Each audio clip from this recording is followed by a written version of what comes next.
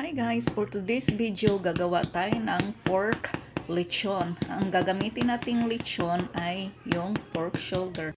So meron tayo ditong pork shoulder, nabili ko siya sa Walmart. Ayan, premium pork roast. So ang gagawin natin is lilinisin at huhugasan natin ang ating pork shoulder at ating i-pat dry.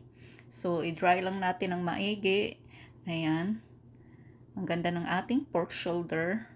Ayan, nabili ko lang yan sa Walmart. Tapos, ang gagawin naman natin, i-season lang natin ito ng salt, ground pepper, garlic powder, onion powder. Ayan, lagyan lang natin ng seasoning ang ating both sides ng ating pork shoulder. And then, i-rub lang natin ng maigi hanggang sa ito ay manuot ang lasa. At lagyan din natin ito ng soy sauce para maganda ang outcome ng ating pork lechon. Ayan, brush lang natin ng soy sauce at i-massage lang natin ito ng maigi. Naka-preheat na pala ang ating oven ng 350 Fahrenheit.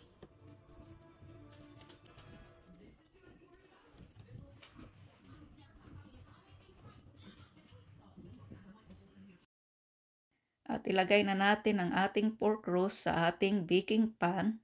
Ayan, at lutuin lang natin ito 2 to 3 hours. At check time to time at pahiran din ito ng dripping sauce ng ating lechon. Ayan guys, luto ng ating pork lechon.